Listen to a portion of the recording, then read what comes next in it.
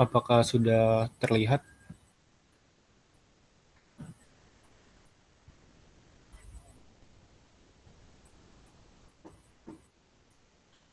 Baik, langsung aja ya aku mulai ya Kak.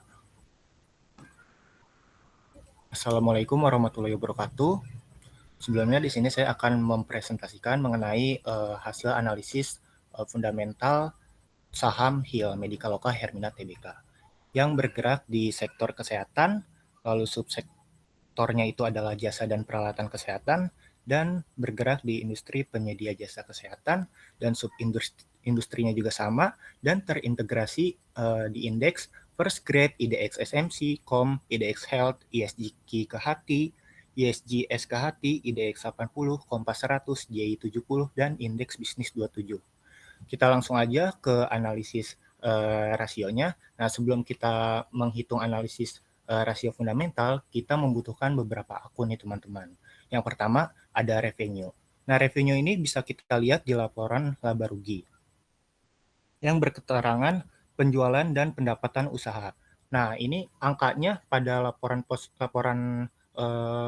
keuangan ini belum full eh, benar ya teman-teman, karena setiap angka pada laporan keuangan ini harus dikali 1 juta sesuai dengan informasi umum yang ada pada laporan keuangan, yaitu pembulatan yang digunakan dalam penyajian jumlah dalam laporan keuangan yaitu dalam bentuk jutaan, dan kurs yang digunakan adalah rupiah.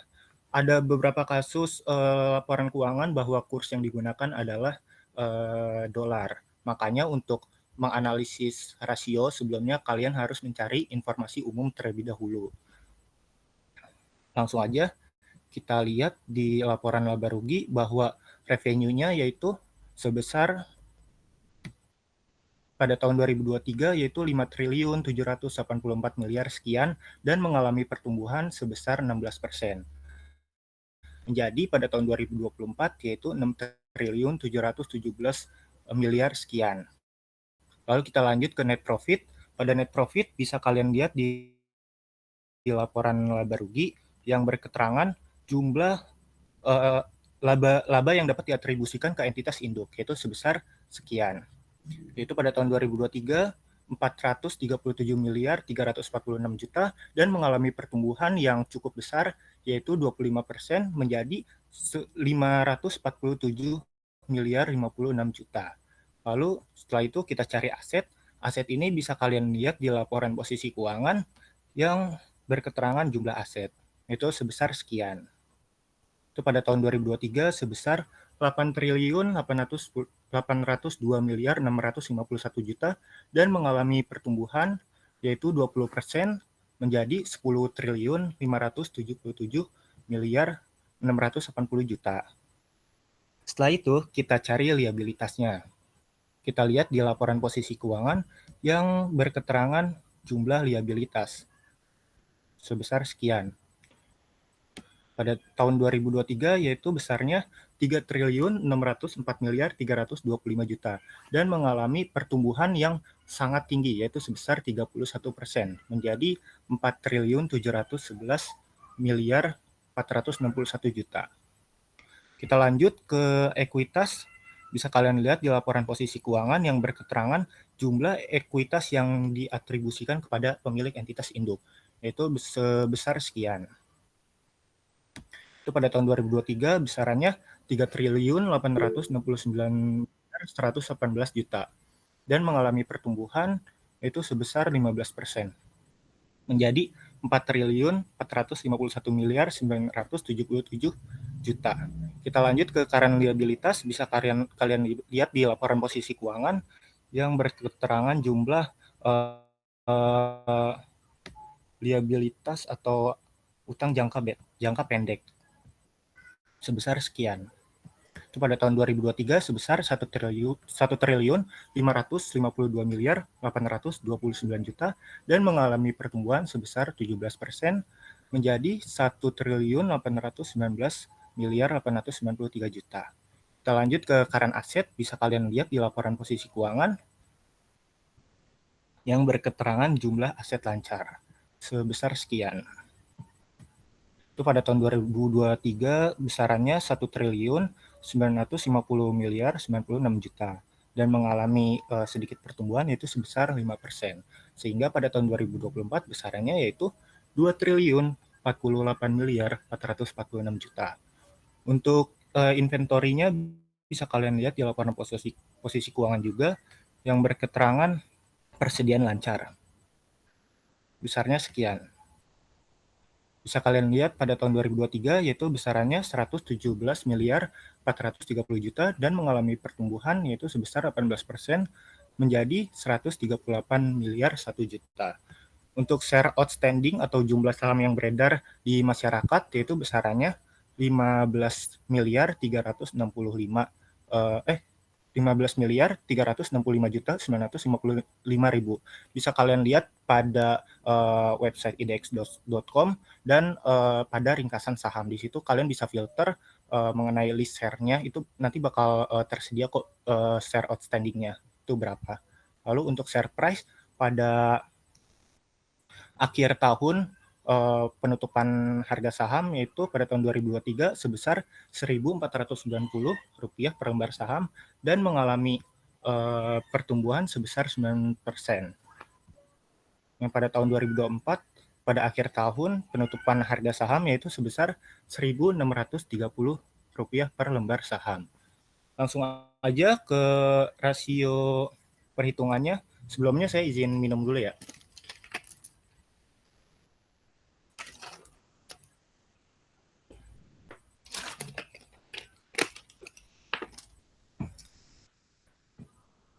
Kita lanjut, di rasio likuiditas ada current ratio.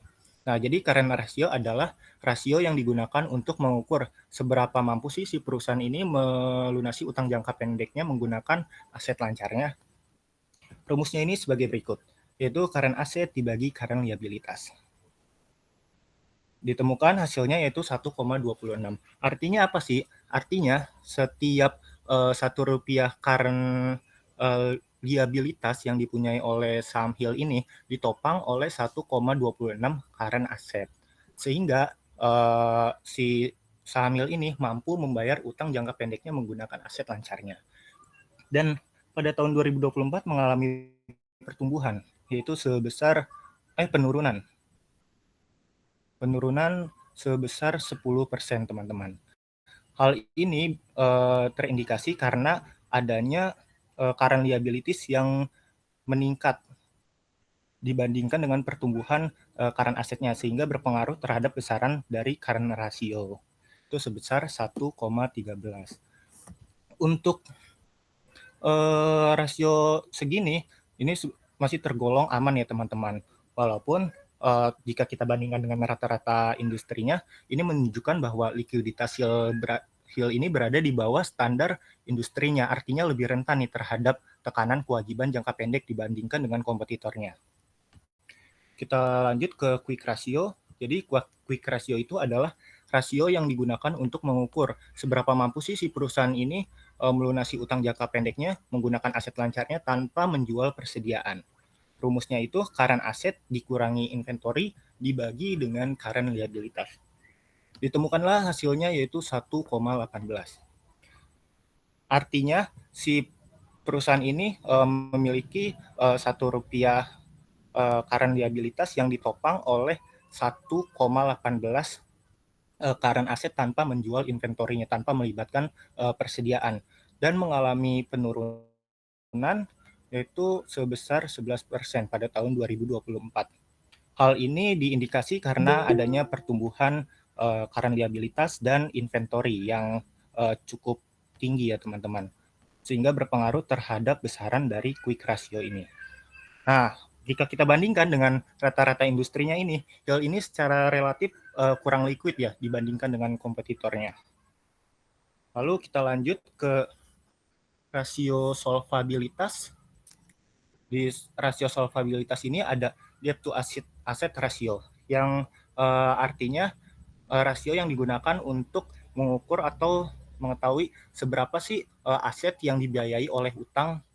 Rumusnya itu sebagai berikut, yaitu liabilitas dibagi dengan total aset atau total liabilitas dibagi dengan total aset. Ditemukanlah hasilnya yaitu 0,41. Artinya 41% total aset itu dibiayai oleh utang itu sendiri, dan sisanya dibiayai oleh aset itu sendiri sebesar 59%.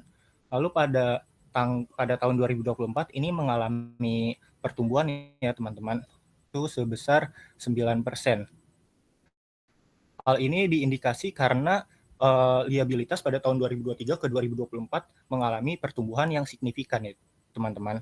Bisa kita lihat yaitu pertumbuhannya sebesar 31%. Itu sangat besar sekali ya.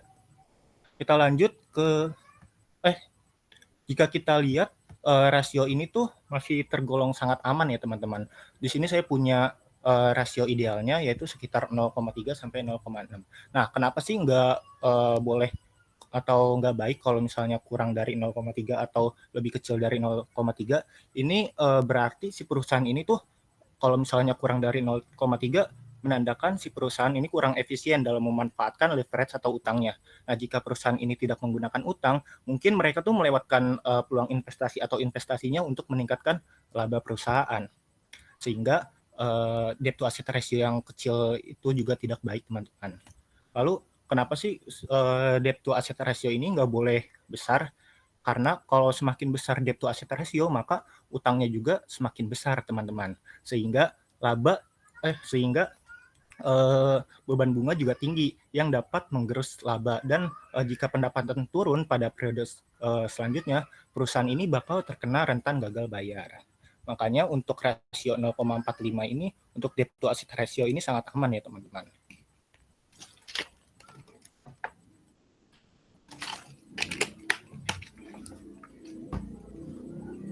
Lalu kita lanjut ke debt to equity ratio, yaitu rasio yang digunakan untuk membandingkan nih antara banyaknya total liabilitas dengan ekuitas. Itu rumusnya sebagai berikut: total liabilitas dibagi dengan total ekuitas. Ditemukanlah hasilnya yaitu 0,93. Artinya setiap satu ekuitas atau modal sendiri yang dipunya oleh saham HIL ini itu setara dengan 0,93 rupiah utang yang dimiliki saham HIL, seperti itu. Lalu pada tahun 2024 ini mengalami pertumbuhan ya teman-teman. Itu sebesar 9%. Nah, dengan rasio segini, ini tuh menandakan bahwa si perusahaan ini menggunakan lebih banyak utangnya dibandingkan modal sendiri untuk melakukan pertumbuhan perusahaan. Kenaikan ini bisa terindikasi karena emang si perusahaan ini pada tahun 2024 sedang melakukan ekspansi besar-besaran, teman-teman. Entah itu pembangunan rumah sakit, terus pembelian alat medis, dan lain sebagainya. Bisa kita lihat pada diagram cash flow ini bahwa memang benar ya teman-teman, pada tahun 2024 diagram biru ini yang menunjukkan bahwa si perusahaan sedang melakukan ekspansi lagi besar ya. Dilihat dari periode-periode sebelumnya bahwa pada tahun 2024 emang lagi besar-besaran nih melakukan ekspansi atau investasi. Dan kita lihat juga bahwa pada diagram merah ini, diagram batang yang merah, ini menunjukkan bahwa si perusahaan ini sedang menerima dana atau dari pihak ketiga atau pihak lainnya. Sebelumnya saya ingin menjelaskan secara singkat dulu mengenai arti dari diagram batang ini. Untuk warna ungu, artinya si perusahaan ini menerima dana dari hasil operasinya atau aktivitas perusahaan. Dan kalau yang biru ini, artinya si perusahaan ini sedang mengeluarkan dana untuk melakukan investasi atau ekspansi. Lalu kalau yang merah ini menandakan bahwa kalau misalnya merahnya itu ke atas, diagram batangnya itu ke atas, berarti si perusahaan ini menerima dana dari pihak ketiga atau pihak lainnya. Kalau diagram batangnya itu ke bawah, menandakan bahwa si perusahaan ini sedang membayar sejumlah utang ke pihak ketiga. Bisa kita lihat bahwa emang benar ya kalau si perusahaan HIL ini pada tahun 2024 sedang menerima dana dari pihak ketiga. Kita lihat juga di liabilitasnya ini meningkat ya sebesar 31%.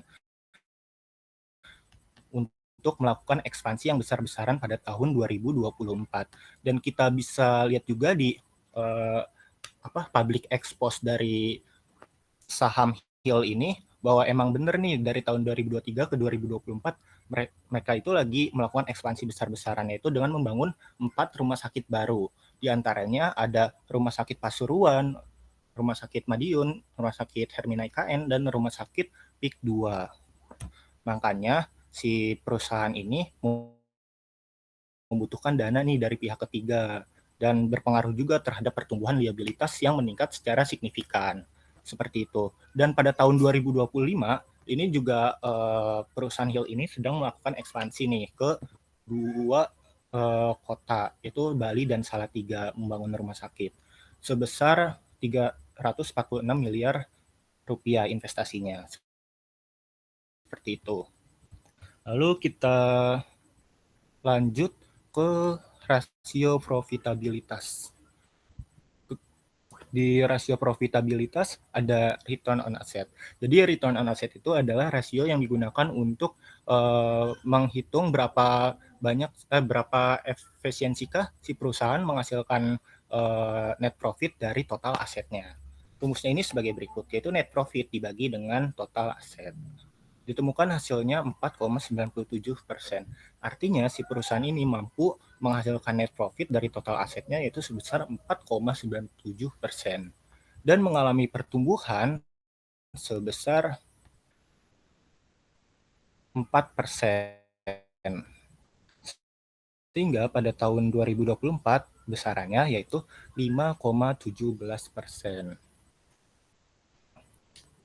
Nah, jika kita bandingkan dengan rata-rata industrinya, ini ROA yang dimiliki saham Hill ini 3 kali lipat lebih tinggi dari rata-rata industrinya. Ini mengindikasikan bahwa si Hill ini lebih efisien dalam menggunakan asetnya untuk menghasilkan keuntungan, seperti itu.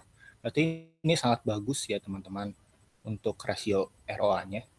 Kita lanjut ke return on equity, itu artinya seberapa rasio yang digunakan untuk mengukur seberapa efisiensikah si perusahaan menghasilkan laba dari total ekuitasnya. Rumusnya ini sebagai berikut, yaitu net profit dibagi dengan total ekuitas. Hasilnya adalah 11,30%. Berarti si perusahaan ini mampu menghasilkan net profit dari jumlah atau total ekuitasnya dan mengalami pertumbuhan ya teman-teman sebesar 9%. Nah, pertumbuhan ini bisa diindikasi karena net profit yang bertumbuh cukup tinggi ya teman-teman, yaitu sebesar 25%, sehingga berpengaruh terhadap besaran ROA dan ROE pada tahun 2024. Dan jika kita bandingkan dengan rata-rata industrinya, itu artinya kinerja Hill ini itu dalam mengelola modal jauh lebih efektif ya dibandingkan perusahaan kesehatan lainnya di Indonesia. Kita lanjut ke net profit margin atau NPM. Itu artinya rasio yang digunakan untuk mengukur seberapa efisiensikah perusahaan dalam mencetak net profit dari hasil revenue atau pendapatan atau penjualan. Rumusnya itu net profit dibagi dengan revenue. Hasilnya yaitu 7,56%. Berarti si perusahaan ini mampu menghasilkan net profit dari total revenue-nya sebesar 7,56% dan mengalami pertumbuhan ya teman-teman. Yang seperti sudah saya jelaskan bahwa pertumbuhan ini diindikasi karena adanya peningkatan net profit yang cukup tinggi dari tahun 2023 ke 2024. Dan jika kita bandingkan dengan rata-rata industrinya, ini menunjukkan bahwa Hill ini lebih efisien dalam mengelola pendapatan menjadi laba bersih dibandingkan perusahaan sejenis. Seperti itu.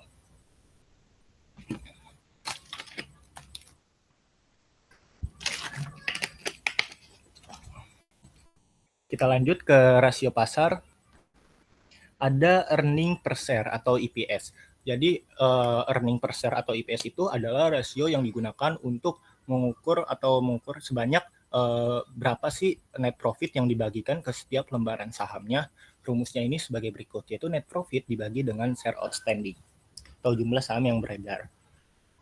Hasilnya itu Rp28,46. Artinya setiap satu lembar saham itu menghasilkan net profit sebesar Rp28,46 dan mengalami pertumbuhan sebesar 25%. Besar sekali ya teman-teman.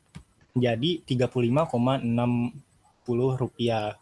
Hal ini diindikasi karena adanya pertumbuhan dari net profit itu sendiri.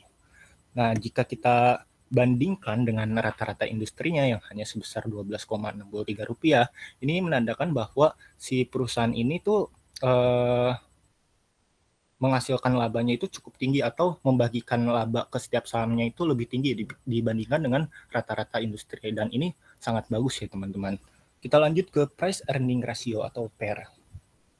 Jadi price earning ratio adalah rasio yang digunakan untuk membandingkan antara harga di pasaran atau share price dengan EPS. Rumusnya ini sebagai berikut, yaitu share price dibagi dengan EPS. Ditemukanlah pada tahun 2023 IPS-nya PER-nya itu sebesar 52,35. Artinya apa sih? Artinya setiap kita ingin mendapatkan Rp1 laba bersih dari setiap lembaran saham, kita harus membayar sejumlah Rp52,35 seperti itu. Dan ini PER-nya itu tergolong cukup tinggi ya teman-teman ya jika kita lihat. Lalu mengalami penurunan nih teman-teman. Hal ini diindikasi karena adanya pertumbuhan dari IPS itu sendiri, sehingga berpengaruh terhadap besaran PER pada tahun 2024, yaitu sebesar 45,78. Dan jika kita bandingkan dengan rata-rata industrinya, ini menunjukkan bahwa si investor ini tuh bersedia membayar harga yang jauh lebih tinggi untuk setiap rupiah laba HIL yang dibandingkan perusahaan kesehatan lainnya. Walaupun ini sangat over value sekali ya teman-teman ya. Kita lanjut ke PBVS atau price to book value. Jadi price to book value adalah rasio yang digunakan untuk mengukur atau mengetahui seberapa banyak sih ekuitas yang dibagikan ke setiap lembaran sahamnya. Rumusnya ini sebagai berikut, yaitu total ekuitas dibagi dengan share outstanding. Ditemukanlah hasilnya Rp251,80. Artinya apa sih? Artinya setiap satu lembar saham itu mendapatkan ekuitas sebesar Rp251,80 dan mengalami pertumbuhan sebesar Rp289,73. Hal ini diindikasi karena ekuitas pada tahun 2023 ke 2024 ini mengalami pertumbuhan, sehingga mempengaruhi besaran dari PBVS itu sendiri. Dan jika kita bandingkan dengan rata-rata industrinya, bahwa saham HIL ini membagikan ekuitas per setiap lembaran sahamnya ini lebih tinggi ketimbang industri lain atau perusahaan kesehatan lainnya yang hanya sebesar 232,26. Dan jika kita langsung ke PBV, yaitu price to book value, adalah rasio yang digunakan untuk membandingkan antara share price atau harga di pasaran dengan PBVS. Rumusnya ini sebagai berikut, share price dibagi dengan PBVS. Ditemukanlah hasilnya 5,92. Artinya ketika kita ingin membeli satu saham HIL ini di pasaran, kita harus membayar sejumlah 5,92 kali dari nilai bukunya atau BPVS-nya ini, seperti itu. Dan mengalami penurunan pada tahun 2024 sebesar 5% menjadi 5,63. Walaupun mengalami penurunan, PBV dari saham HIL ini masih tergolong over value ya. Dan jika kita bandingkan, sangat-sangat over value.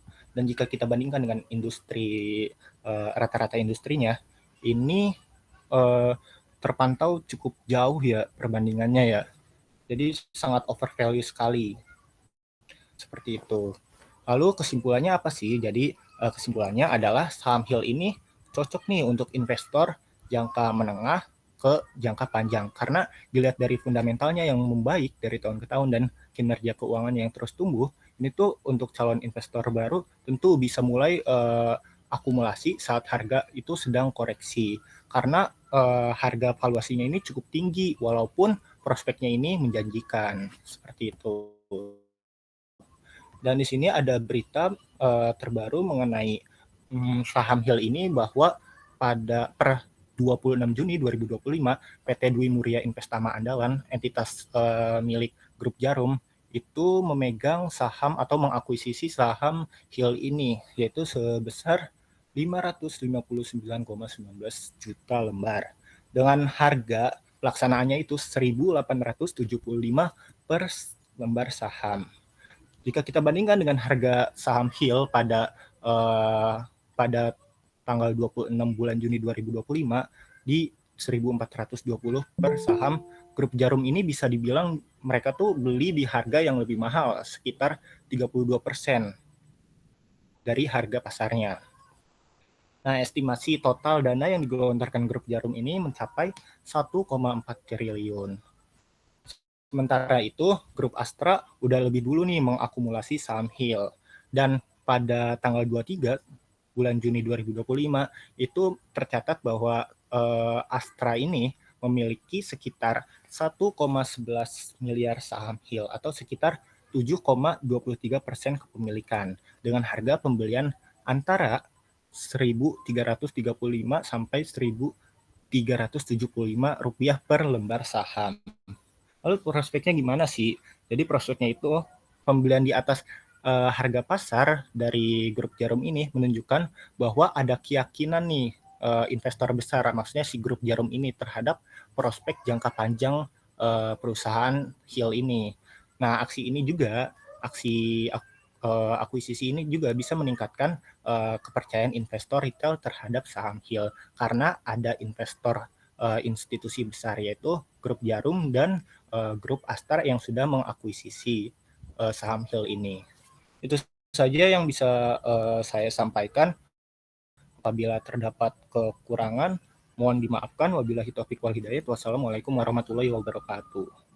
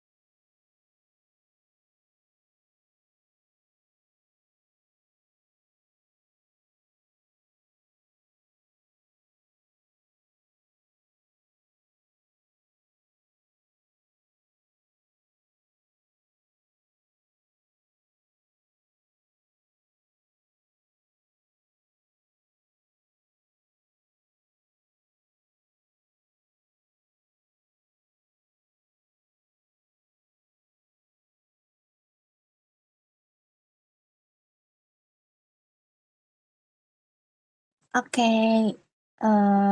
iya, ini aku join 2 soalnya laptop aku, mic-nya agak kurang bagus nih.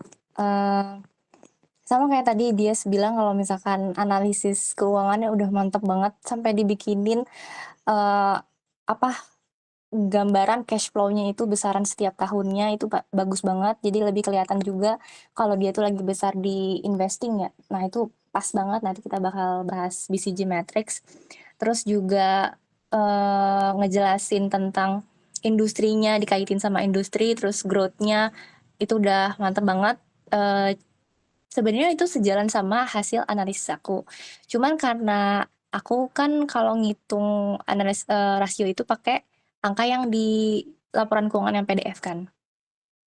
Nah, bedanya itu cuman angkanya lebih besar di PDF dibandingkan di Excel gitu. Jadi yang disajiin sama Syahrul itu, kalau Syahrul kan dari Excel ya angka-angkanya, nah tapi kalau dari PDF itu kalau kalian hitung angkanya bisa lebih besar dari, yang udah Syahrul hitung gitu. Tapi sebenarnya sama-sama naik, sama-sama turun gitu. Kayak valuasinya tadi, itu bener juga udah over value. Nah, cuman bedanya angkanya lebih besar aja kalau kalian ngebaginya pakai, angka-angka yang di PDF gitu.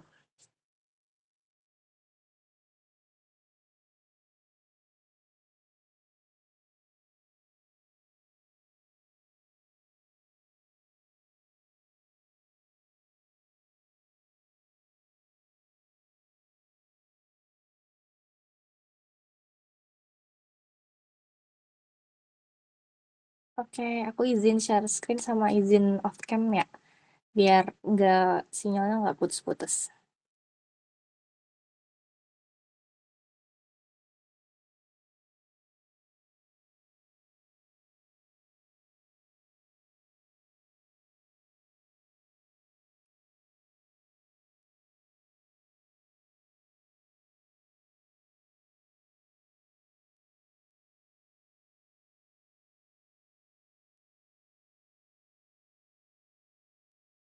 Oke, udah thank you aja ini.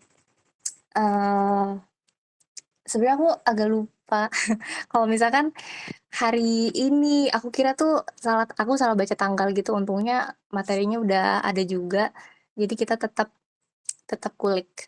Nah, kali ini tuh kita mau bahas BCG Matrix gitu. BCG Matrix itu apa? BCG, jadi sebenarnya nama aslinya itu BCG Growth Share Matrix. Itu adalah salah satu analisis portofolio bisnis yang dikembangin itu sama perusahaan konsultan ternama, yaitu adalah Boston Consulting Group gitu. Pasti kalian familiar. Dia tuh udah lama banget sebenarnya dari tahun 1970, dan bisa dibilang ini tuh salah satu cara perusahaan itu bisa ngambil keputusan apakah produknya atau, perusahaan itu sendiri atau unit bisnisnya itu mau diperluas atau dipertahankan atau dihentikan gitu.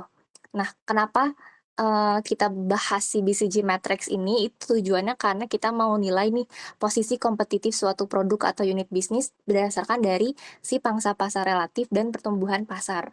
Juga untuk mengalokasikan sumber daya secara efektif untuk maksimalin nih laba secara jangka panjangnya gitu.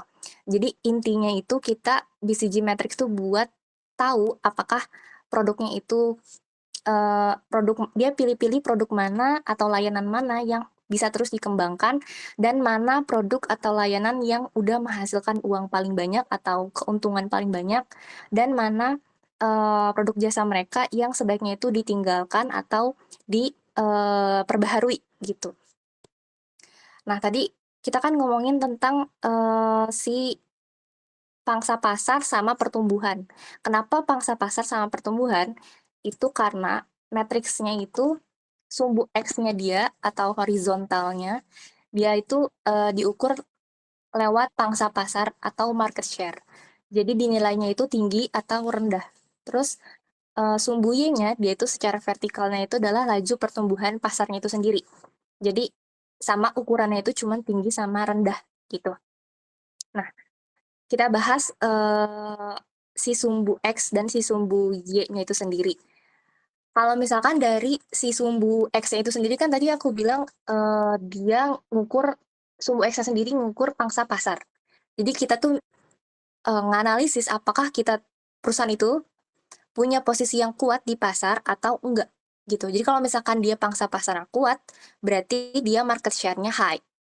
Tapi kalau misalkan, pangsa pasarnya dia rendah atau kecil, berarti dia posisinya nggak kuat di pasar, masih ada yang lebih unggul, masih ada yang lebih mendominasi, itu artinya dia low, gitu.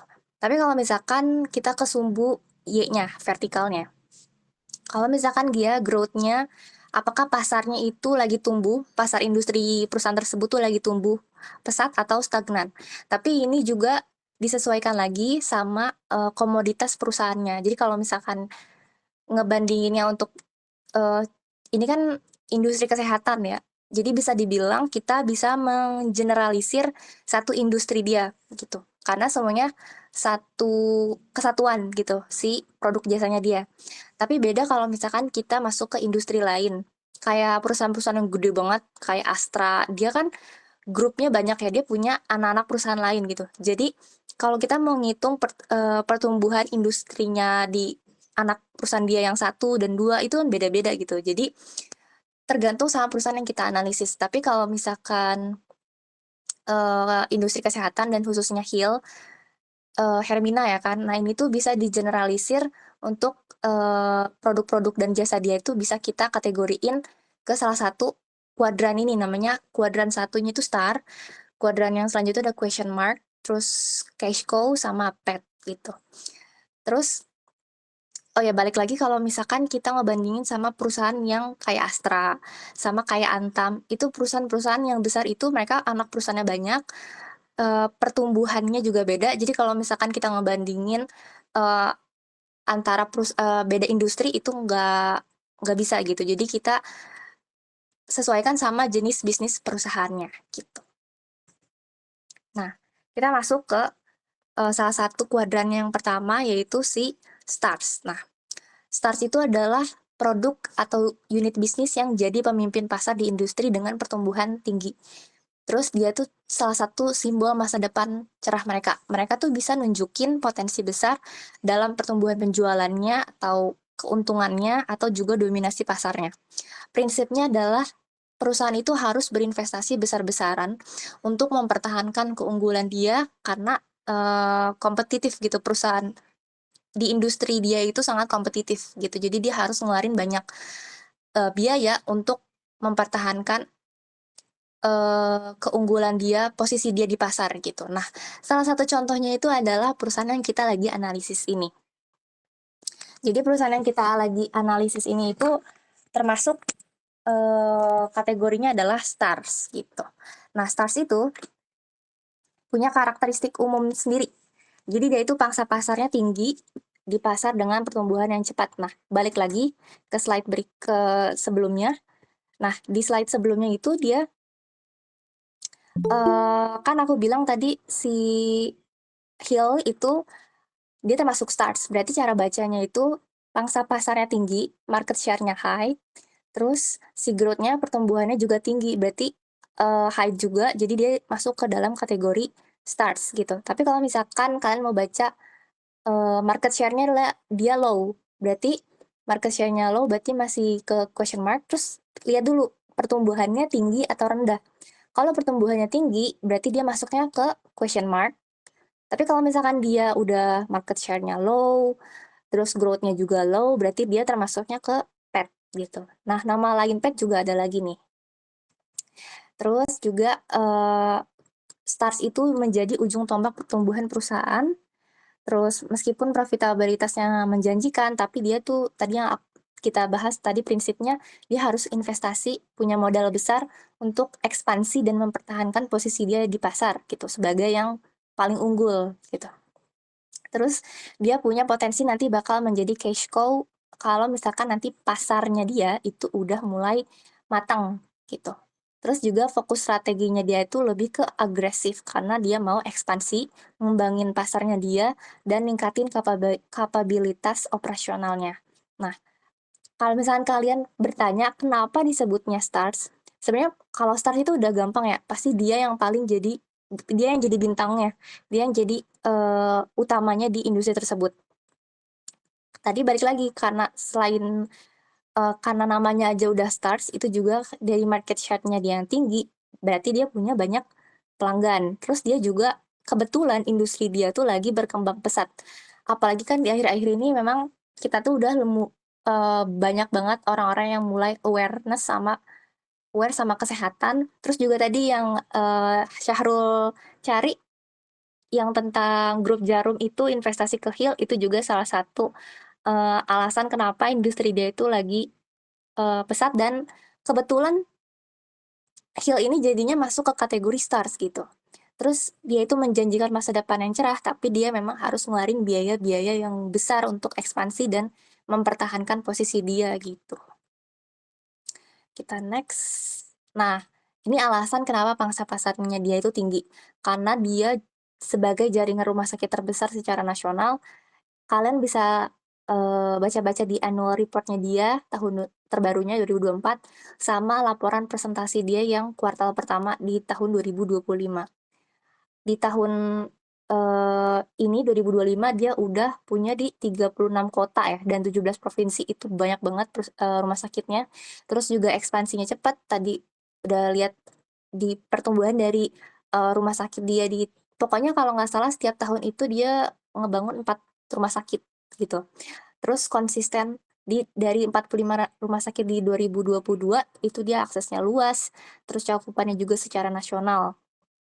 Terus dia ini salah satu yang spesialisasi di segmen yang bernilai tinggi, karena dia nomor satu di layanan wanita dan anak, terus juga dia punya layanan subspesialis kayak IVF, onkologi, ortopedi, dan radioterapi.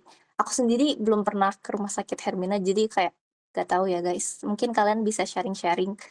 Terus juga, dia masih didominasi sih sama si pasien BPJS gitu. Jadi keuntungan dia masih kecil, karena kan kalau misalkan rumah sakit itu punya lebih banyak pasien yang non BPJS itu keuntungannya bakal lebih tinggi gitu. Tapi karena di rumah sakit Hermina atau Sihil ini, Medikaloka Hermina, itu lumayan kuat di pasien BPJS-nya, karena dari volumenya tinggi, berarti dia lumayan menguasai mass market gitu. Terus juga ekspansinya dia tuh ngebangun rumah sakit greenfield setiap tahun, yang tadi udah dibahas sama Syahrul juga, bener, di Pasuruan, di IKN, di PIK 2. Terus juga, selama 2 tahun ini, dari 2024, 2023, dia itu menambah tempat tidur, berarti kan,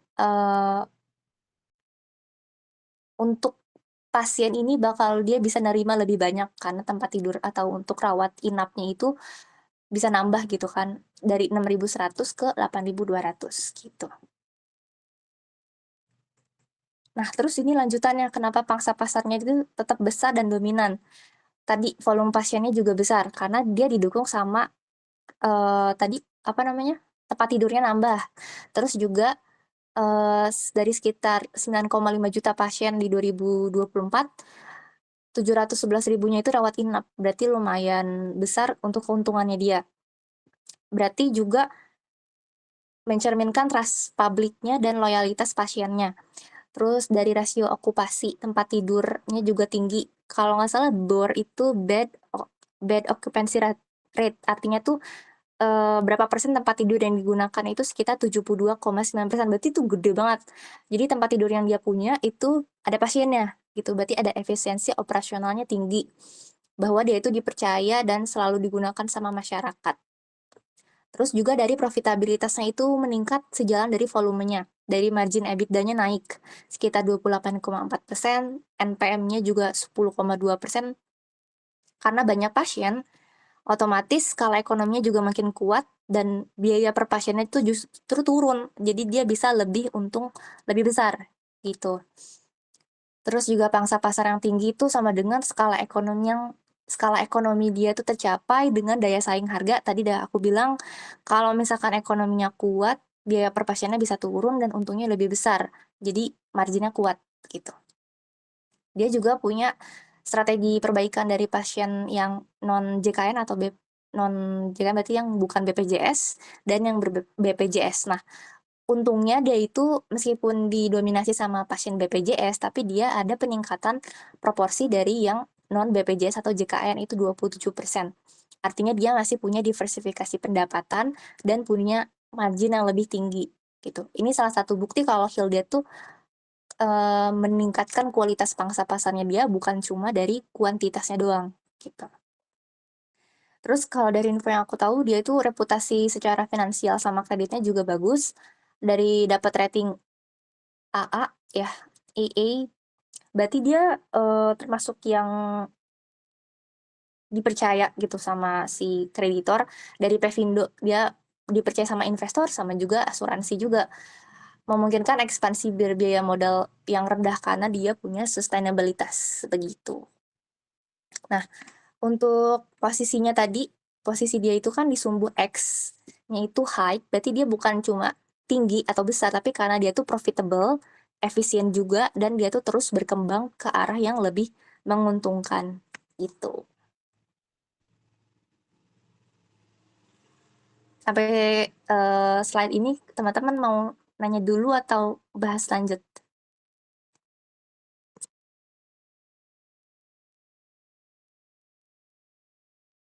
Mau dilanjut aja? Atau ada yang mau nanya?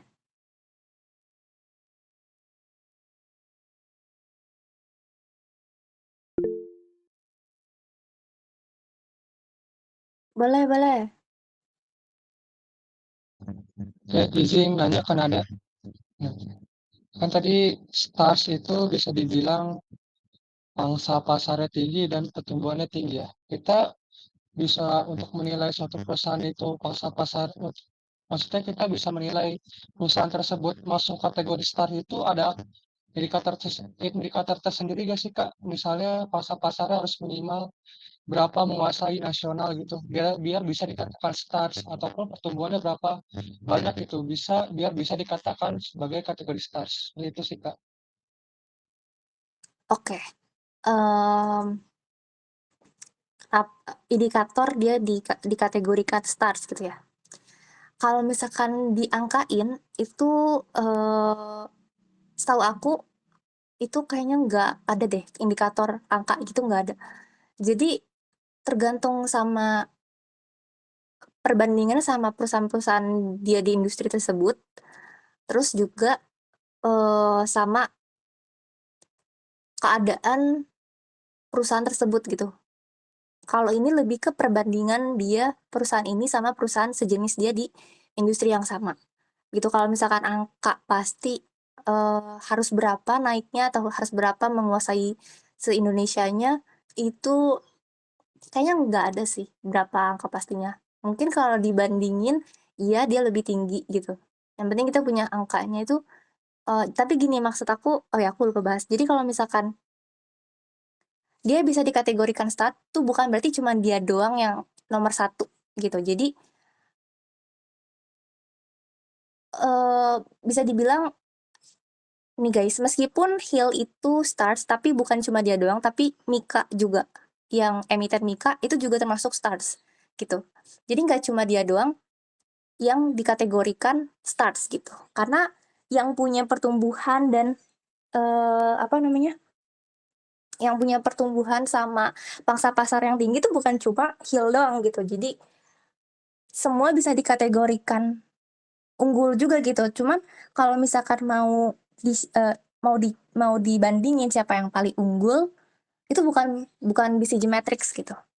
Dia ya kita hitung aja comparable analisisnya gitu, sesama perusahaan yang di industri yang sama gitu. Kalau itu lebih ke competitive advantage, posisi persaingan dia gitu. Tapi kalau misalkan semua bisa masuk kategori stars gitu, kalau dia memenuhi syarat pangsa pasar dia tinggi, sama-sama tinggi nggak apa-apa, yang penting sama-sama, yang penting termasuk pangsa pasar yang tinggi, berarti ada yang rendah gitu. Kita ngebandinginnya, oh dia tinggi, ada yang lebih rendah dari dia, berarti dia termasuk kategori pangsa pasar tinggi dan pertumbuhannya juga ada yang lebih besar, ada yang lebih kecil mungkin.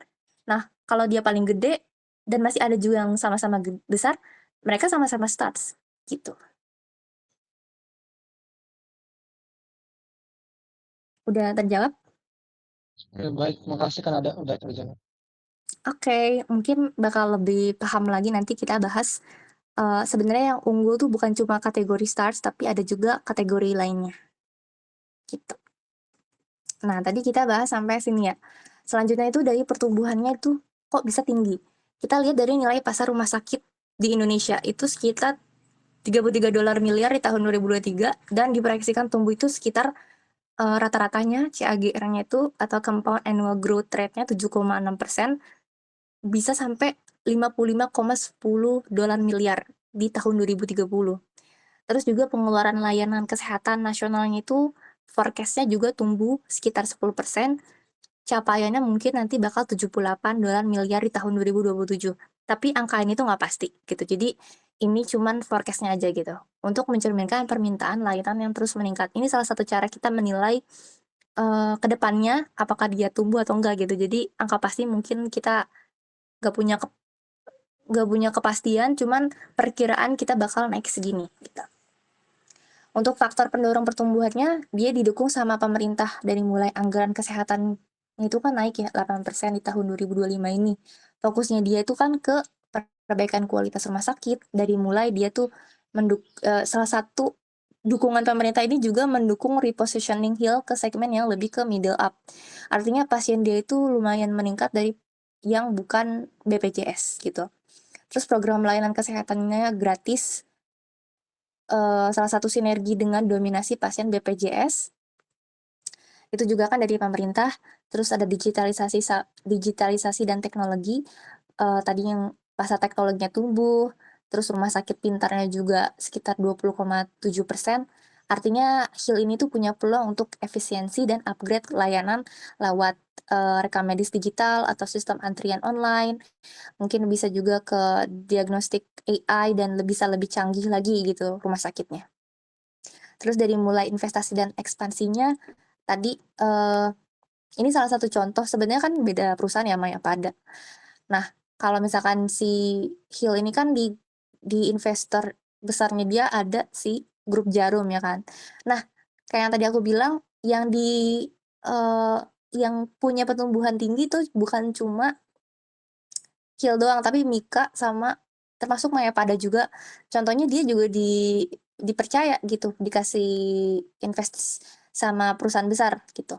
Terus banyak grup rumah sakit juga termasuk Heal, bukan cuma Medikaloka Hermina ini juga yang buka rumah sakit setiap tahunnya gitu. Jadi salah satunya memang si Heal ini juga buka sampai 3, 4 rumah sakit per tahunnya.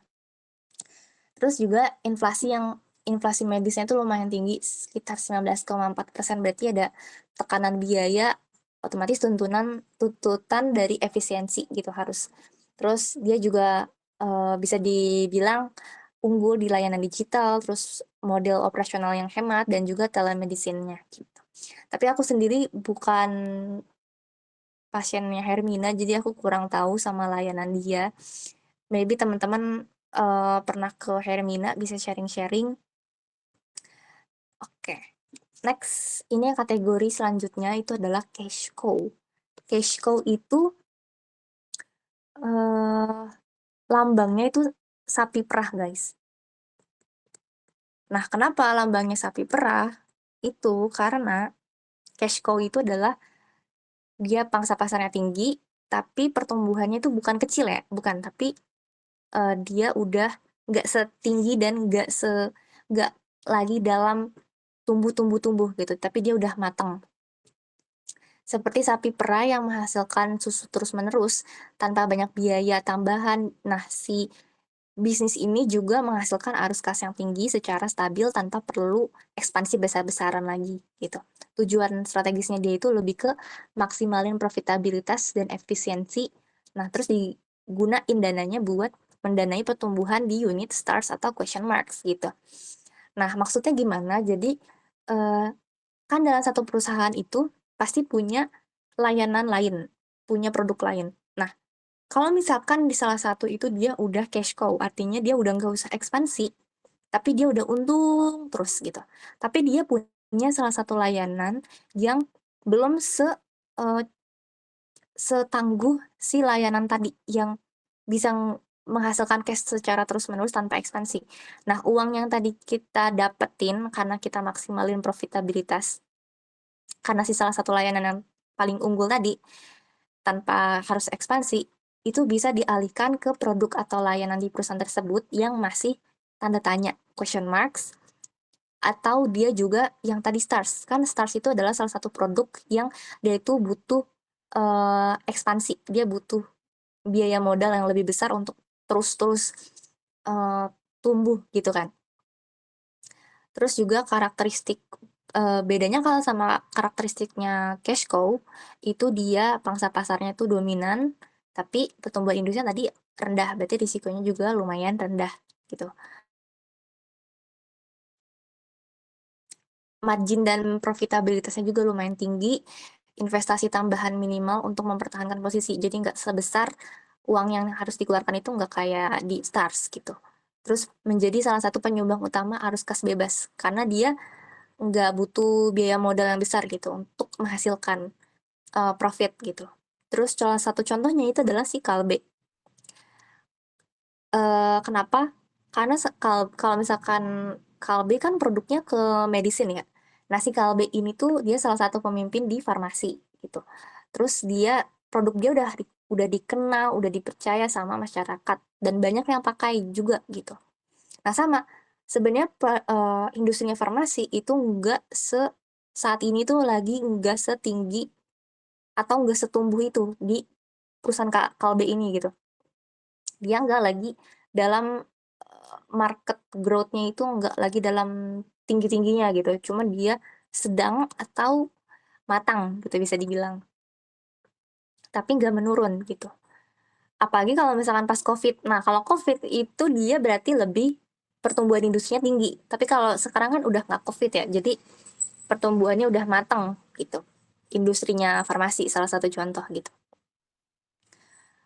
Oke, kenapa digambarinnya sebagai sapi perah tadi?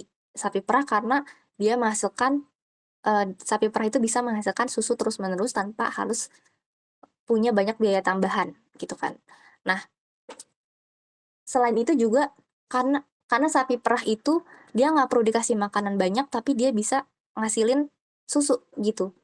Sama kayak produk-produk yang mungkin termasuk kategori cash cow, dia nggak perlu banyak modal atau investasi, tapi dia bisa terus menghasilkan uang dan untung gitu.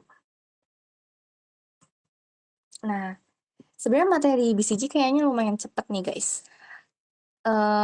Terus juga ada question mark. Nah, question mark itu sendiri itu kayak namanya question mark itu tanda tanya. Jadi dia itu punya produk atau bisnisnya dia tuh nggak pasti gitu. Bikin kita bingung, bikin kita bertanya-tanya.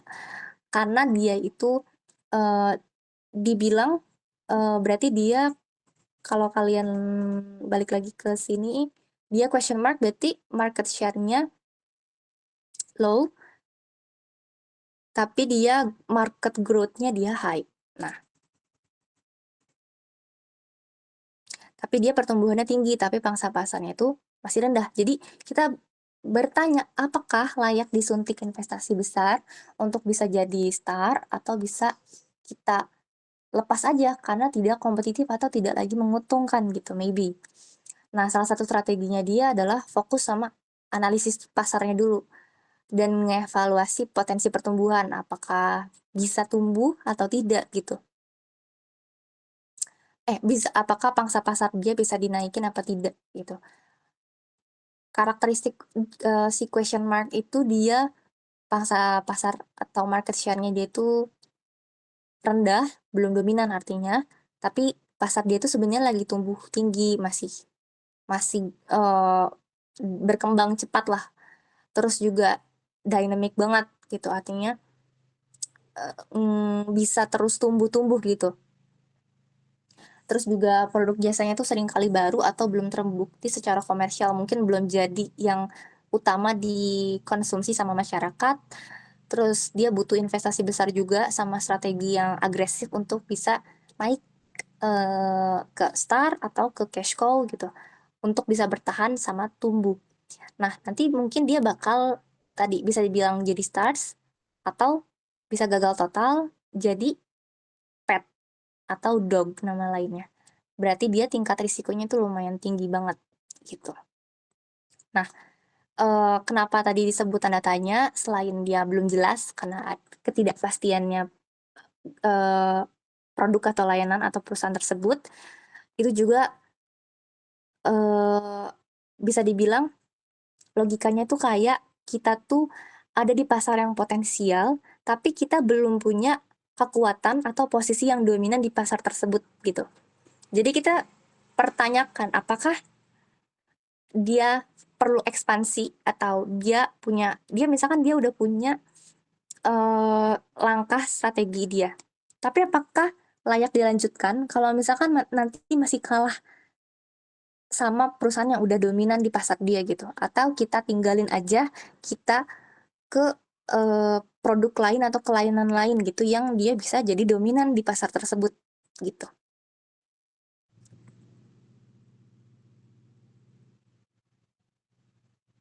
Terus juga next ada dogs. Waktu itu aku di, matkul aku tuh kalau nggak salah namanya dog deh, tapi di BCG-nya sendiri sebenarnya namanya pet. Tapi, untuk menggambarkan keadaan aslinya itu adalah dog gitu, guys.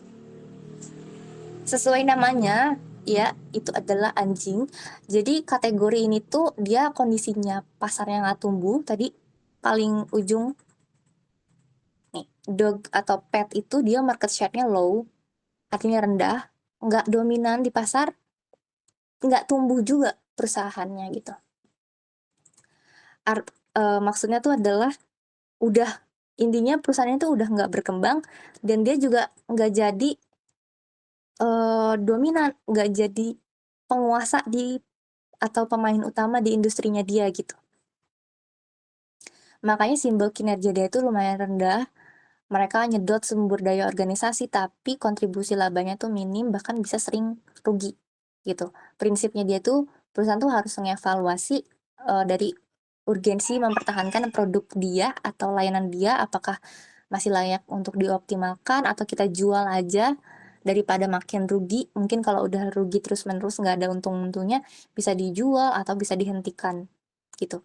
Karakteristik umum dogs atau pet ini pangsa pasarnya tadi rendah, tapi pasarnya juga lagi nggak tumbuh gitu. Jadi kayak stagnan, lebih ke stagnan tapi mengarah ke downtrend gitu, kayak turun dan rendah gitu. Dia juga nggak ngasih kita gambaran forecast yang menjanjikan di jangka panjangnya, artinya pertumbuhannya lemah, terus dia juga lebih ke ngabisin biaya, justru dia nyedot biaya operasional, tapi nggak ngasih hasil yang memadai gitu. Terus dia juga sulit bersaing, karena tadi buktinya pangsa pasarnya dia rendah. Dia bukan pemain utama, dan dia tuh ditekan sama margin gitu. Umumnya dia salah satu kandidat divestasi atau di restrukturisasi radikal. Artinya ya udah kita hentikan aja gitu sih produk atau layanan dari si perusahaan tersebut gitu. Terus intinya kenapa disebut dog atau pet itu karena produk atau layanan dia itu gak ngehasilin untung, dia lagi-lagi dia menyita banyak waktu produksi gitu, biaya sama energi lebih banyak dibandingkan income-nya gitu. Kontribusi dia itu kecil, bahkan dia justru salah satu yang memberikan kita kerugian. Itu udah pasti dia dog atau pet gitu. Jadi ibaratnya tuh kayak beban perusahaan gitu. Jadi nih perusahaan mikirin apakah kita layak dipertahankan si produk atau layanannya atau kita udah nggak layak lagi gitu si produk layanan tersebut untuk dilanjutkan. Gitu guys. Selesai. Cepet banget ya materi kali ini.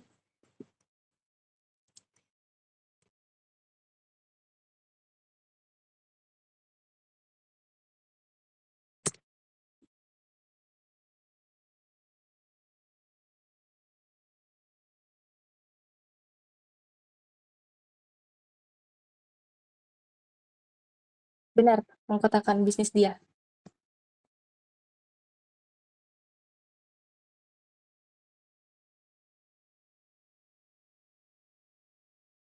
Benar-benar.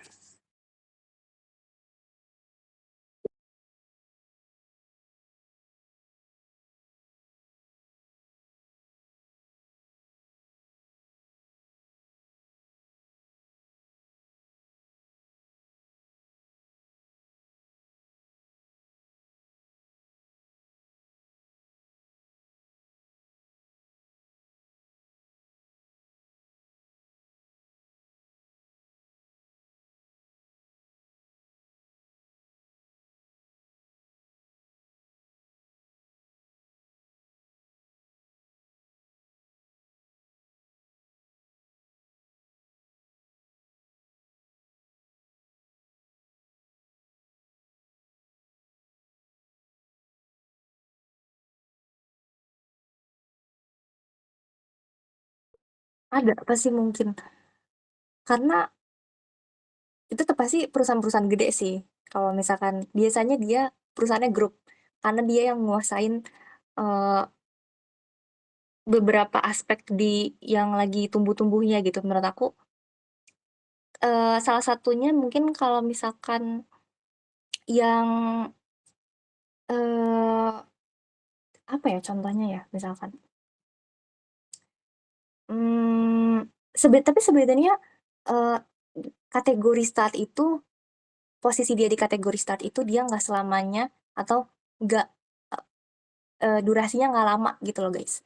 Karena pasti selalu ada inovasi-inovasi gitu. Jadi, ada saat di mana memang produk dia yang paling tinggi-tingginya, apalagi kalau misalkan dia didukung sama pemerintah itu pasti banget. Dia pasti, bakal unggul, apalagi kebetulan yang kayak kata dia tadi, semua produk dia lagi dalam keadaan diuntungkan banget gitu dan dominan juga, tumbuh juga perusahaannya dan pasarnya. Itu sangat dimungkinkan sih, pasti ada.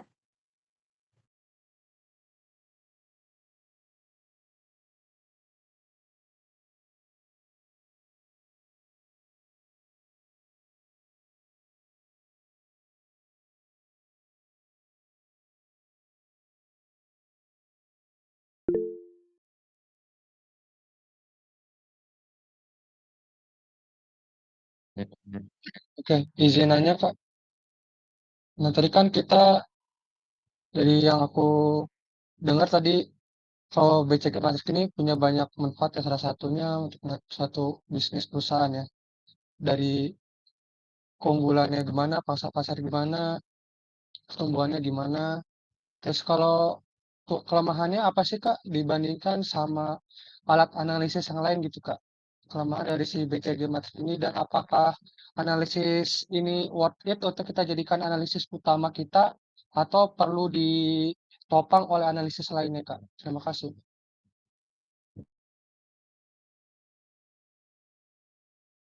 Oke, kalau misalkan pasti kalau misalkan kelemahan pasti punya gitu ya. Karena ini yang punya kan salah satu perusahaan konsultan nih.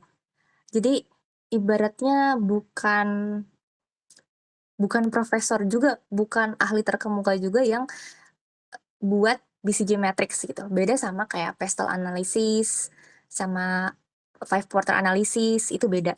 Nah, kalau misalkan sebenarnya kelemahan dari BCG Matrix itu sendiri itu lebih ke dia itu nggak dinamis kayak tadi yang aku bilang gitu kan. Dia cuma ngegambarin posisi saat ini aja. Di saat-saat lagi eh, kebetulan pertumbuhan perusahaan sama industri dia lagi tinggi-tingginya. Kan kita tahu di kehidupan kita tuh pasti nggak stabil gitu. Pasti kayak tadi, contohnya pas lagi Covid, pasti industri kesehatan lagi naik-naiknya. Tapi kalau misalkan sesudah Covid, pasti dia bakal turun, udah nggak lagi diminati atau udah nggak lagi yang utamanya gitu, udah nggak digandrungi banyak gitu dan nggak tumbuh. Karena semua orang udah sadar, udah aware, udah sehat juga orang-orang gitu. Jadi udah selesai pertumbuhan dia gitu.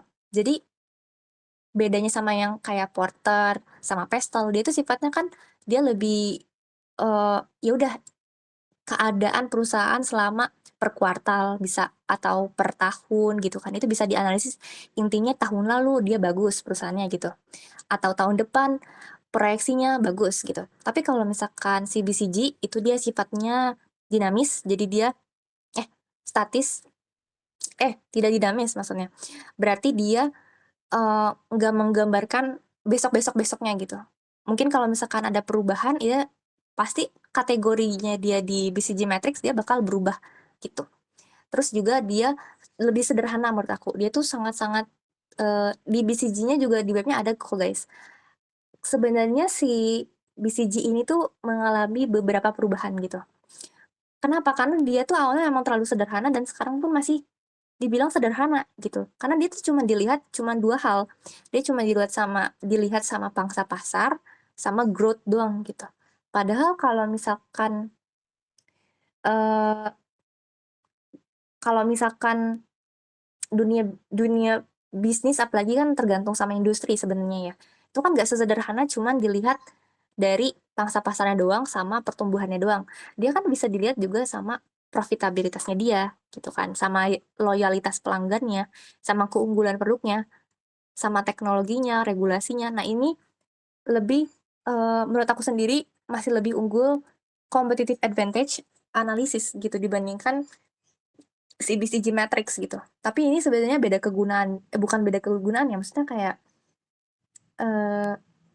POV kita ngelihat pakai analisis mana gitu. Kalau ngelihat BCG Matrix, kita cuma ngelihat posisi salah satu produk atau bisnis itu lagi di posisi apa di saat ini.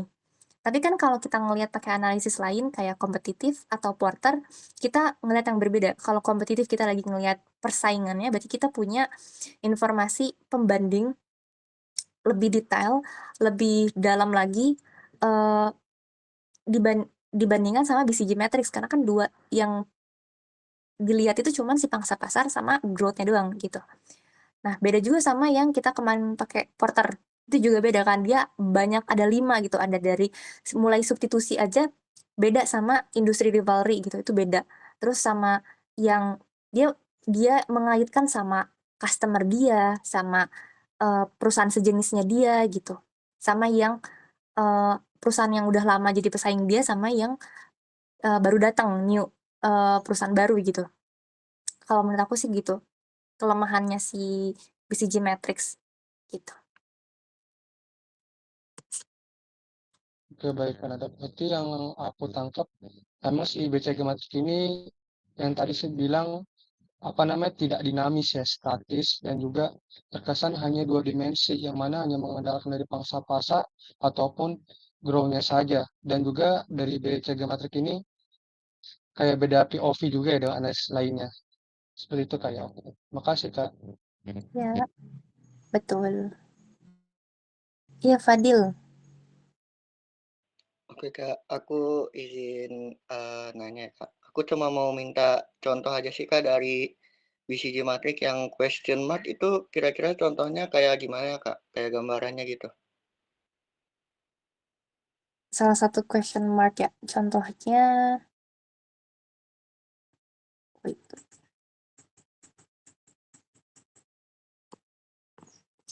kalau nggak salah aku sempat baca itu question mark tuh lebih ke, aduh aku lupa lagi nama perusahaannya. Silo apa ya? Siloam kalau nggak salah. Iya, berarti dia pangsa pasarnya bisa dibilang rendah. Tapi pertumbuhannya lagi tinggi karena kan rumah sakit swasta kan gak cuma Hermina, terus Mayapada, terus yang rumah sakit itu ya Mika, itu apa ya nama rumah sakitnya, sama Siloam juga kan.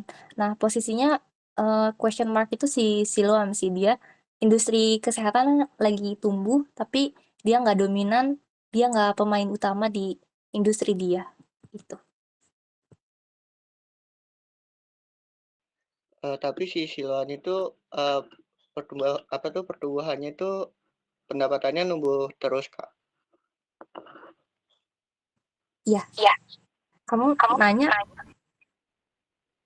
Iya nanya. Oh iya, pertumbuhannya Oh, tumbuh, maksudnya di industri dia pertumbuhannya lagi tumbuh gitu, lagi naik. oh oke. Kasih Kak. Ya,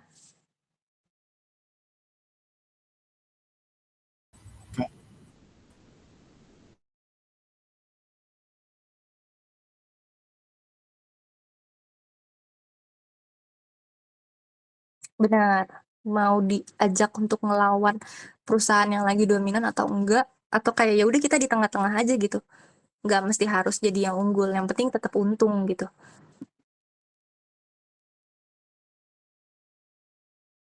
Mm-mm. Siapa yang perusahaan yang paling ambis itu pasti dia yang lagi di posisi start sih.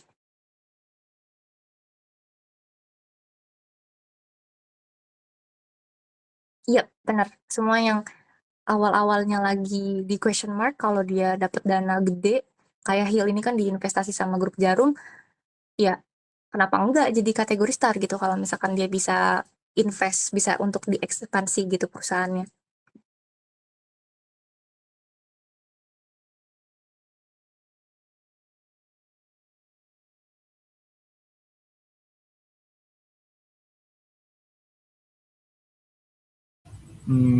Mau ini aja sih Kak, ya mau nanya. Itu kan tadi contoh question mark itu siloam ya. Setahu saya emang siloam itu kayaknya pangsa pasarnya khusus buat kayak masyarakat kelas atas Kak. Mungkin jadi pangsa pasarnya itu nggak terlalu banyak. Itu bisa jadi nggak sih Kak? Maksudnya kayak apakah benar? Gimana ya? Aku kurang neliti siloam sih, cuman pas aku neliti ini aku sempat nyari tahu juga gitu, tapi nggak neliti lebih dalam si siloam gitu. Tapi kalau misalkan kalian punya informasi terkait rumah sakit swasta yang berdasarkan grade-nya gitu, kelas atas atau kelas menengah, kurang tahu sih. Tapi kalau misalkan mau digambarin, ya kan tadi kan kalau misalkan itu benar ya, kalau misalkan siloam itu dia paksanya lebih ke masyarakat yang kelas atas, berarti kan dari keadaan Indonesia aja kan lebih banyak orang yang ibaratnya sama, bukan orang kaya ya, orang yang berpendapatan tinggi, misalkan yang bisa disebut kelas atas, middle up sama yang low itu kan lebih banyak yang middle sama yang low gitu kan. Nah itu juga salah satu yang nunjukin ya, meskipun siloam itu dia fokusnya sama yang, berarti kan kategorinya dia bukan yang non BPJS misalkan ya, karena dia kelas atas misalkan. Iya, dia kata Mugi dia rumah sakit swasta yang cukup elit. Thank you Mugi. Nah, tapi apakah jumlah pasiennya banyak gitu kan? Apakah menguntungkan juga gitu? Jadi kalau misalkan dia kelas atas pasiennya tapi sedikit jumlahnya, ya tetap kalah juga sama yang pasiennya kebanyakan BPJS tapi jumlahnya banyak gitu.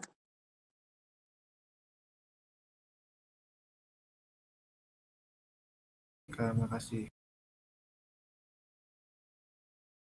Oke. Tapi kan nggak ada yang nanya nih guys, kayak kalau misalkan produk bisnisnya dia tuh turun gitu dari question mark, terus turunnya ke yang lain gitu, atau dari atau kalian nggak nanya kenapa, apakah dog itu atau pet itu negatif, apakah question mark itu negatif?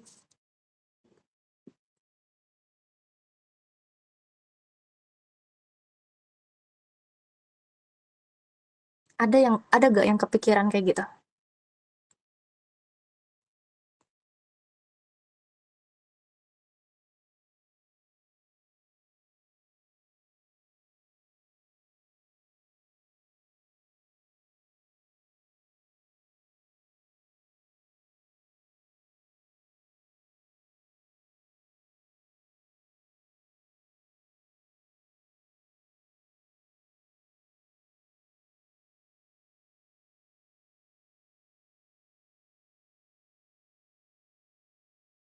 eh Khusus ya, kalau khusus buat pet, karena ini sebenarnya karena dilihat sama BCG ya, karena dilihat sama BCG dia itu nggak menguntungkan, dia cuma jadi beban perusahaan, dia ngeluarin biaya tapi nggak untung, dia nggak dominan, nggak pemain utama juga, nggak ada yang menyokong dia dari pertumbuhan industri dia juga, otomatis itu termasuk yang sifatnya negatif buat perusahaan gitu.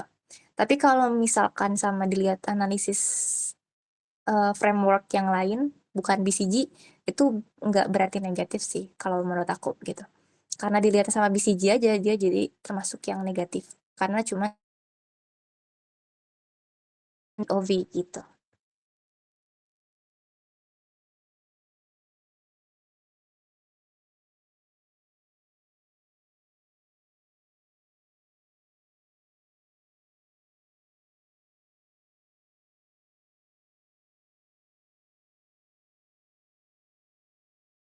Betul, betul.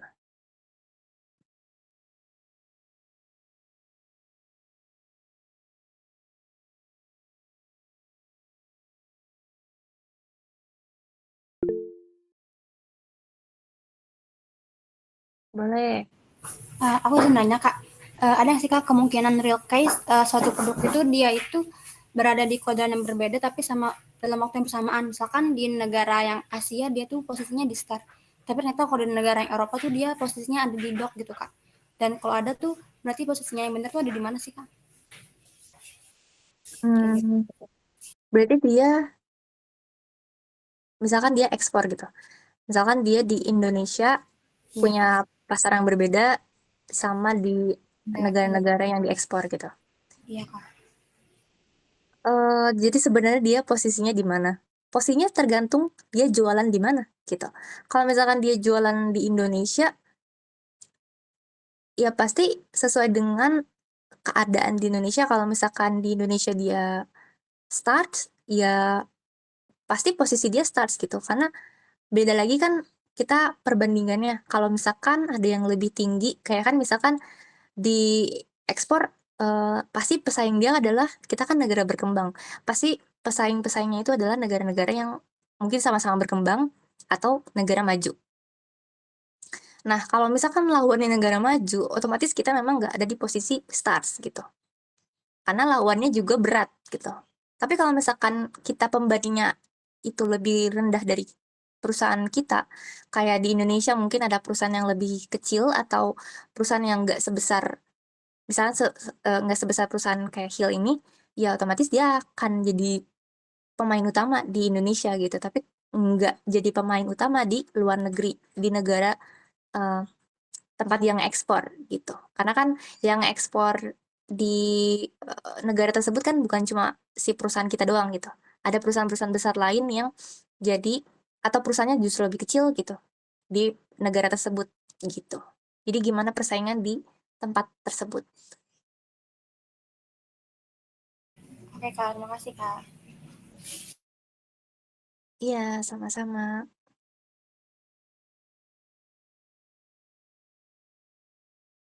Kayaknya BCG Matrix kurang ini ya guys, kurang complicated ya, kurang luas kali ya cakupannya. Jadi kayak cuman bahasnya tuh cuman bahas pangsa pasarnya doang sama growth-nya ya. Dibandingkan sama yang kemarin kita bahas kayaknya.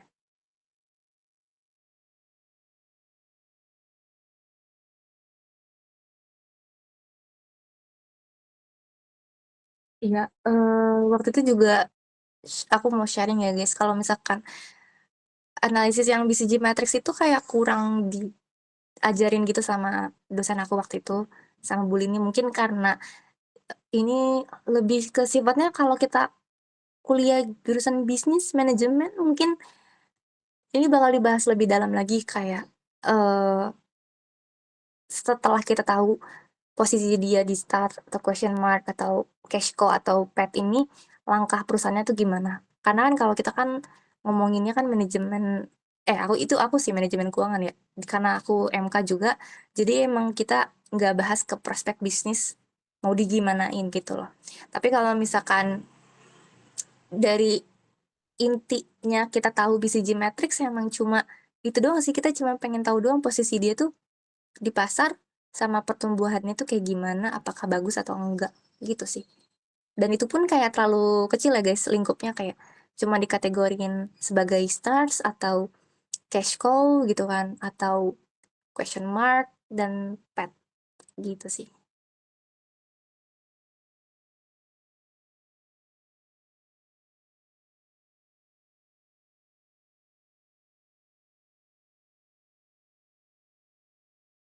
Bukan kurang bagus kali ya, mungkin karena tadi yang gue bilang sih, kalau misalkan karena kita anak MK bukan anak manajemen bisnis, kita nggak melanjutkan hasil analisis ini terus mau diapain sama perusahaan gitu. Kalau kita jadi si manajerialnya, apa kita mau ekspansi atau enggak, itu kan bakal beda lagi analisisnya gitu, bakal panjang lagi analisisnya gitu. Tapi kayaknya karena kita anak MK, kita lebih ke keuangan. BCG Matrix kan nggak ngomongin tentang profitabilitas, nggak ngomongin keuangannya gitu.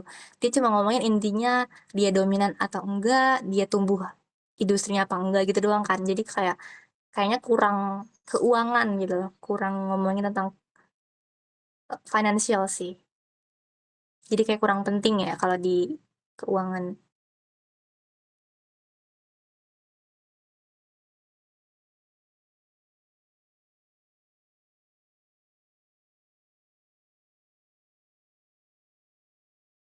Coba yang belum nanya ya suruh ngasih ini review hari ini atau kesimpulan. Pada merhatiin gak nih? Oh, udah berapi. Aku mau nanya dong Kak, terkait Boleh. question mark itu. Itu kan question mark kan bisa dibilang ini ya, pasarnya tidak pasti dan memiliki potensi yang besar juga, resiko yang tinggi. Nah, itu bagusnya dibuat invest dengan nunggu grow pada produknya atau gimana ya kayak. Dan ada gak sih Kak indikator untuk menilai lah bahwa perusahaan yang termasuk question mark itu naik ke stars? Gitu ya sih. Indikator ya? Indikator dia bisa naik. Iya. Kamu tuh nanya gimana dia bisa layak diinvestasiin gitu? Ya itu yang awal. Itu tunggu grow dari produknya sendiri atau gimana? Kalau karena kebetulan dosen aku nggak terlalu banyak ngejelasin, ini dari pemikiran aku aja ya. Kalau menurut aku sendiri yang layak, salah satu keputusan yang layak dipertimbangkan untuk apakah diinvestasiin atau enggak, kalau dari aku sendiri itu tergantung sama growth industrinya sih. Kalau misalkan industrinya lagi nggak bertumbuh, artinya kan nggak ada permintaan juga gitu di pasarnya dia. Jadi kayak buat apa gitu kalau kita ngeluarin biaya besar buat buat produk yang nggak diminati atau emang lagi nggak ada emang lagi pada nggak berkebutuhan dengan salah satu produk kita yang tadi yang question mark yang dipertanyakan gitu. Karena balik lagi kan kita satu perusahaan itu nggak cuma punya satu atau dua, pasti dia apalagi misalkan perusahaan yang lumayan besar gitu. Dia masih punya pilihan untuk investasiin ke yang lain. Jadi kalau mau di hold dulu nggak apa-apa juga gitu kalau misalkan produk yang satu ini tuh kita ya udah selama masih untung, selama setiap cost yang kita keluarin masih menguntungkan, belum rugi, belum jadi pet, belum jadi dog, ya nggak apa-apa kita terus produksi. Tapi kalau misalkan dia udah jadi dog, ya mungkin keputusannya beda lagi gitu. Bisa aja ya udah stop aja, nggak usah diproduksiin lagi gitu. Kalau misalkan indikator, setahu aku nggak ada sih indikator. Tadi yang dari question mark ke start ya? Iya betul Kak. Dari indikator. Dari question mark ke stars. Indikator selain kalau kita ngomongin BCG Matrix, indikator dia ya cuma 2 aja sih. Jadi kalau mau lihat dia nanti bisa pindah ke stars, itu karena langkah yang perusahaan ambil pas dia keputusannya dia itu adalah ngeinvestasiin produk tersebut dan kebetulan pertumbuhan industrinya juga naik bagus, otomatis dia bakal jadi stars kalau misalkan perusahaan dia memang besar dan juga bisa menguasai pasar karena produk dia dibeli, karena produk dia menguntungkan dan produk dia yang paling digunakan gitu sama masyarakat. Gitu. Oke Kak, terima kasih Kak. Sama-sama.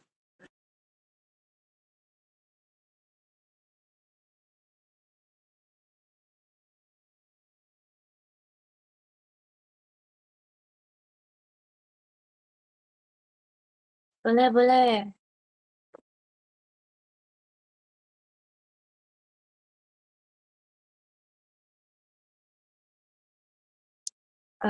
Kalau penutup dari aku,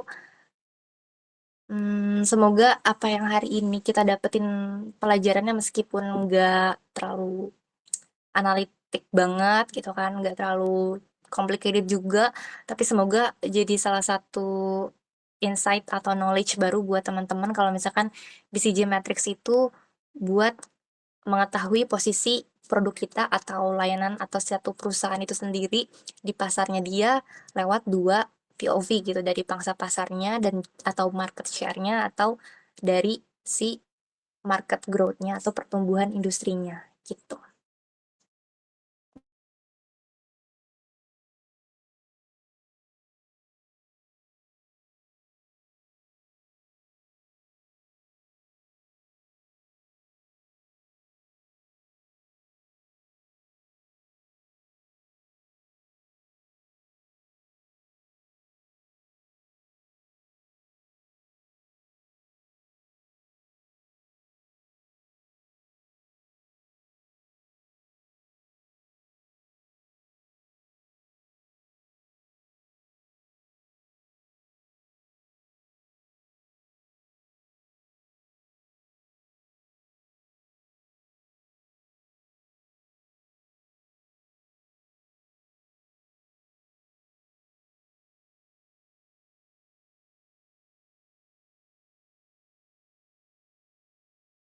Boleh.